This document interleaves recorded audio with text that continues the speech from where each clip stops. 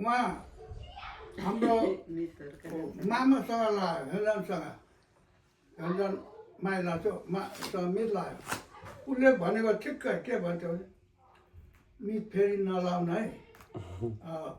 भनेर भन्थ्यो त्यो हेन्जनले पछि त ठिक्क हाम्रो घरको दानले मित लाउँथ्यो रहेछ मैले त्यो घरको दान मैले ल्याएपछि त मितको जाल त मित पऱ्यो अनि गेलबोमा म सिपाहीमा हुँदा अहिले समातेर लगेर मित लगाइदियो त भयो त त्यो मामाले भन्छ नलाउन मित भन्छ लगाउने मामाको मितसँग चाहिँ आफूले मित लगाएको मित त पऱ्यो अनि के भयो मामा पनि मित मामासँग पनि मित भयो कसैले सुनाएन नि मित भएछ मामा त उसैले भनेको नि खास चाहिँ मामाको मित्र थिएछ मामाले पहिला मामासँग मित लाउँदाखेरि नलाउनु है मित भनेर त्यो मामाले मलाई सुनाउँथ्यो मित लाग्यो बेलामा पछि त हाम्रो पछि त मेरो घरको दाल ल्याएको थिएन जेठनो घरमै हुँदा मिथिन मित लाग्छ अनि मिथिन मित लागेपछि त त्यहाँ म त सिपाहीमा थियो सिपाहीमा हाम्रो घरको दाल पनि त्यहाँ बजार आएको थियो हाम्रो मिटिङहरूले त्यहाँ जार बेच्दैथ्यो अचानक अहिले आएर मेरो होलसेलबाट तान्दै अब के भन्नु छैन मैले त चुप लागेन तर लगेर मित लाग्छ त मेरो लाउँदिनँ भन्नुहुन्थ्यो त आखिरले म दिउँसाइनले बोल्छु म मित लाउँदिनँ भन्नुहुन्थ्यो भइहाल्थ्यो नि आफूले किन लाउनु पर्छ हामी बोल्नै नसक्ने कस्तोलाई भएन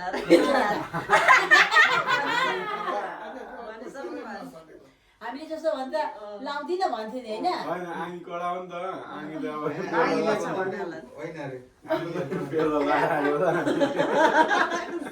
आसिङले लगेको भन्दै त कहीँ लासेले आगोले तारेर लानुभएको मित लगाउनुलाई मित बजारमा मित लगाइदिएको अरे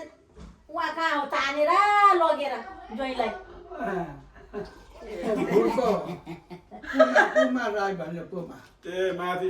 हाम्रो गाउँमा त्यो धर्मे त्यो त मेरो मित पऱ्यो नि पहिला चाहिँ कस्तो थियो भने मैले जानेको कुरा चाहिँ पहिला ऊ चाहिँ माथि ऱ्याङ आप्पाबुढा भन्न थालेपछि त्यो आप्पाबुढाको बहिनी कान्छी साइले को यताबाट त्यो थुप्रो जति गएछ उहाँ पुगेको रहेछ त्यो बेला हामी त्यहीँ त्यो बिहेमा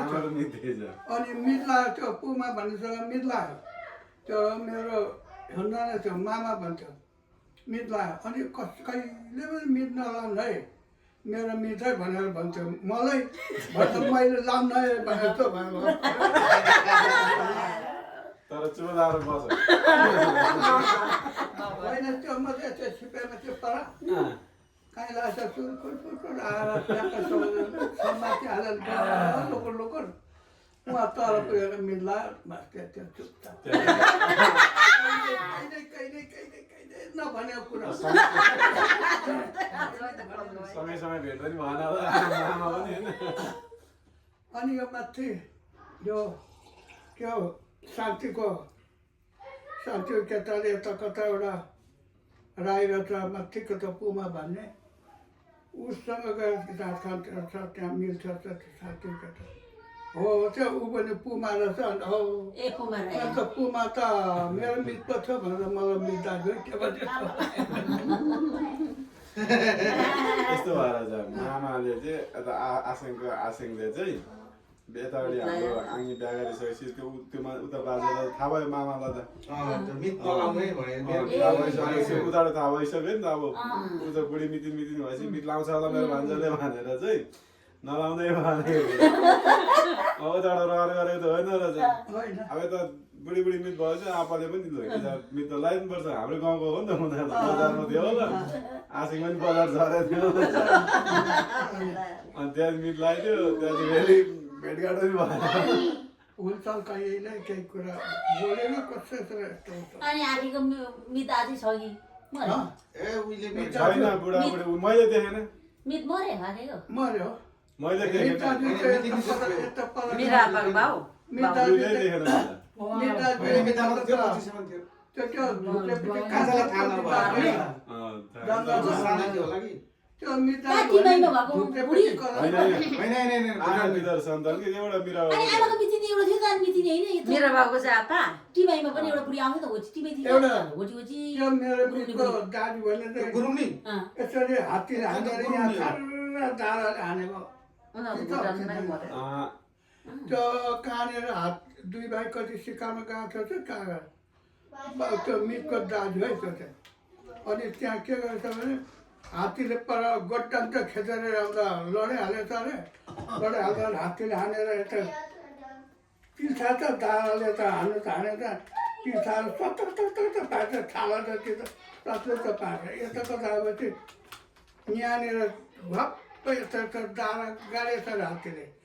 साथी चाहिँ काप्राहरू चढिहालेछ अरे अनि यता यता दारा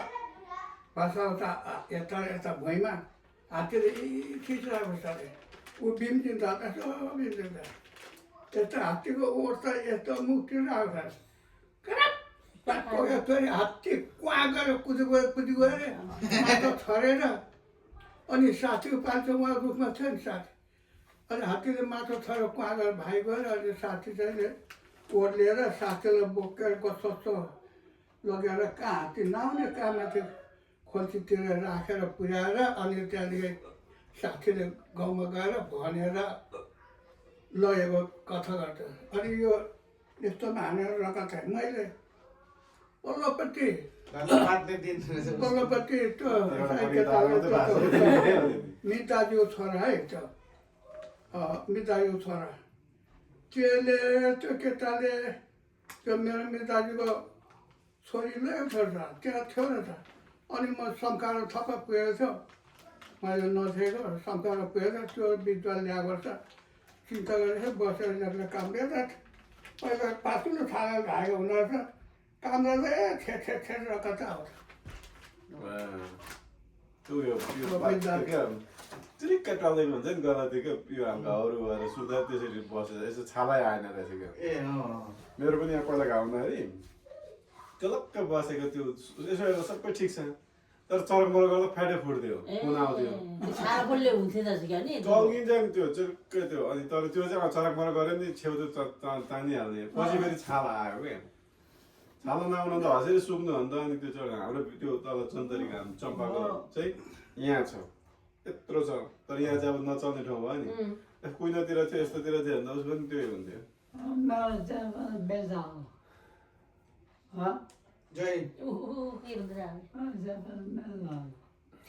मेरो चस्मा मिल्छ होला भन्दैछ मिल्दैन आपाले भन्दा आँखा देख्दैन नि आपाले जति देख्दैन आपाले टिभी देख्छ नि ऊ त अलिक कम देख्छ अरे देख्दैन त्यो हामीलाई हुने खाले छ नि आपाले त्यो आपाले त देख्छ नि देख्दैन भनेको अघि कहानी सुन्यो नि दार्जिलिङ मेरो बिल छ होला टोपी दिनु बजिरहेछ गरे नजिक आएर मान्छेले चिनेर बोल्यो भने म बुझ्छ नभए त अलिक पर अनुहार त रिम देख्छ छाया जस्तो त कहाँ मान्छे चिन्छ मलाई त हुँदैन होला नर्मल भइसकेको छ त्यो धेरै बेर भयो आफै नर्मल हुँदछ चस्मा सिसा हुन्छ यो मलाई त हुँदैन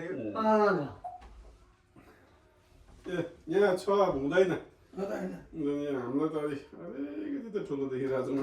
छ यो यहाँ चाहिँ हुँदैन हामीलाई नआउने भइसकेको छ आमाको सबै आमाको फ्याले सबै आमा खालि तपाईँको आँखा भन्दा मेरो कमजोरी छ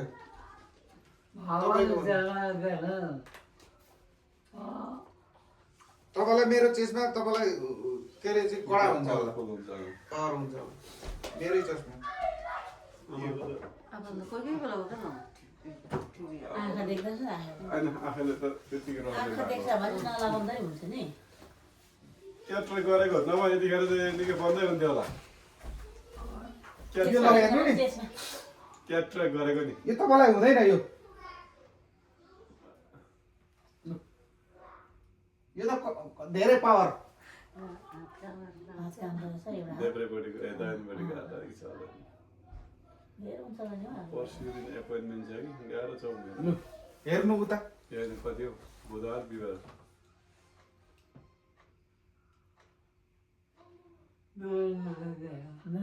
मेरो यो नमिलेको हो तपाईँलाई हजुर दाजु हेर्नु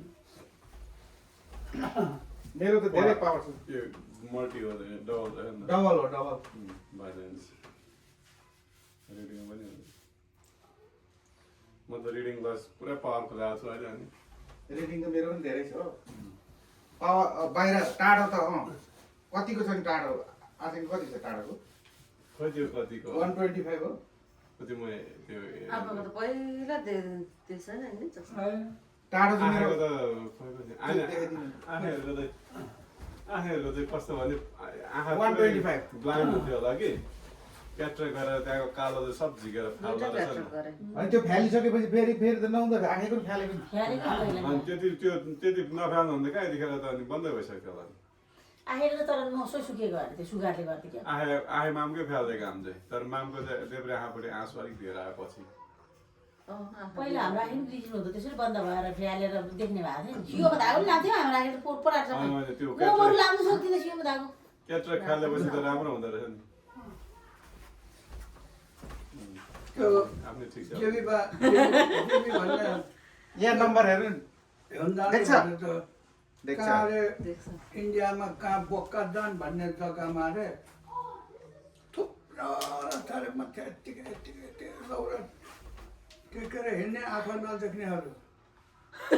भरे त त्यहाँ त डाक्टर आयो अरे डाक्टर आएर दबाई पेट लाग्यो अरे लाउँदै गयो अरे तर आँखाले यसो मात्र झिमिक गऱ्यो उनीहरू ढुक्कै भनेको थियो अरे ढुक्कै झिमिक गरेर मान्छेले तपाईँ डाक्टर कहाँ पुग्यो लाउँदै भरे डाक्टर आइपुग्यो डाक्टरको टुङ्गा छाने र आइपुगेर आउँदा त यही हो जाली लागेको त प्लास्टिक भएर रोप्रिएर पोको पैसा गरेर अनि चिप्पिले चाहिँ गरेर प्लट भएको फ्लाट ए जाली जाली त्यो दबाईले चाहिँ त्यो जाली अनि यसो पारेर प्लट्टै फ्याँक्दै